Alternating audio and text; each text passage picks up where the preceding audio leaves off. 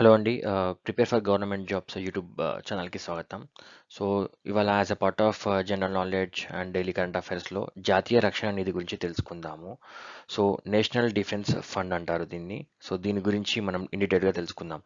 ఇది సాయుధ దళాలు సభ్యుల పారామిలిటరీ దళాలతో సహా మరియు వారిపై ఆధారపడిన వారి సంక్షేమం కోసం ఉపయోగపడుతుంది.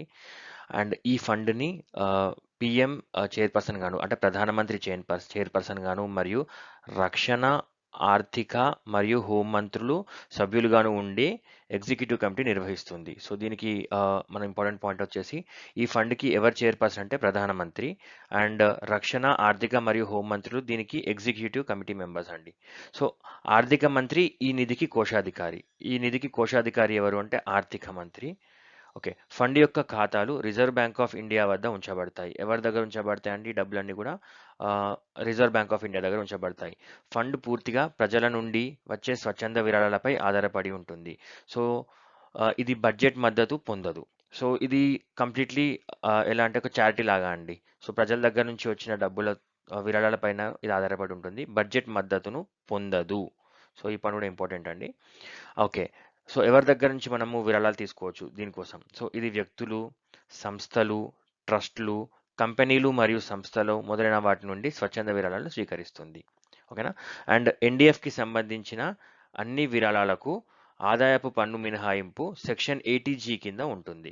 సో, ఇది కూడా ఇంపార్టెంట్ అండి. సో, ఎగ్జామ్ పాయింట్ ఆఫ్ వ్యూలో ఈ కింది వాటిలో జాతీయ రక్షణ నిధి గురించి కరెక్ట్ కానివి ఏంటివి? కరెక్ట్ అయినవి ఏంటివి? అని చెప్పి 4 పాయింట్స్ ఇచ్చేసి ఏబీసీడీగా సో, మనం చూజ్ చేసుకోమంటారు. ఇది బడ్జెట్ మద్దతును పొందుతుంది. తప్పు.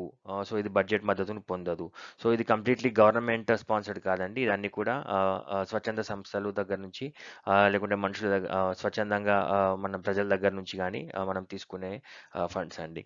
అండ్ దీనికి ఇంపార్టెంట్‌గా ప్రధానమంత్రి చైర్పర్సన్, రక్షణ, ఆర్థిక మరియు హోం మంత్రులు సభ్యులుగా ఉంటారు. ఆర్థిక మంత్రి దీనికి ఈ నిధికి కోశాధికారి. సో, ఇలా ఇంపార్టెంట్ పాయింట్స్ అన్నీ మనం చూసుకుంటే ఎగ్జామ్ పాయింట్ ఆఫ్ వ్యూలో మీరు అటెండ్ చేయడానికి ఈజీగా ఉంటుంది. సో, ఎవరైతే ఇంగ్లీష్‌లో ప్రిపేర్ అవుతున్నారో వాళ్ళకు ఇక్కడ ఇంగ్లీష్‌లో కూడా దాని గురించి డీటెయిల్స్ ఇవ్వడం జరిగింది. మీరు కావాలంటే దీన్ని స్క్రీన్‌షాట్ తీసుకొని చదువుకోవచ్చు. ఇంపార్టెంట్ పాయింట్స్ నోట్ డౌన్ చేసుకోవచ్చు. అండ్ ఇప్పటికి ఎవరైనా ఛానెల్‌ని సబ్స్క్రైబ్ చేసుకోకపోతే సబ్స్క్రైబ్ చేసుకోండి. ఎందుకంటే నేను daily at least 2-3 important daily GK ఇలా ఇన్ డీటెయిల్‌గా మీకు ఇవ్వాలని నేను ట్రై చేస్తాను. సో, మీకు హెల్ప్ అవుతుంది. And in the same way నాకు కూడా ఇలాంటి ఇంపార్టెంట్ పాయింట్స్ ఏమన్నా ఉంటే కూడా కామెంట్ చేయండి. సో దట్ దీంట్లో మిస్ అయిన పాయింట్స్ గాని ఏమన్నా ఉంటే నేను కూడా ప్రిపేర్ అవ్వడానికి హెల్ప్ అవుతుంది. Thank you and good luck అండి.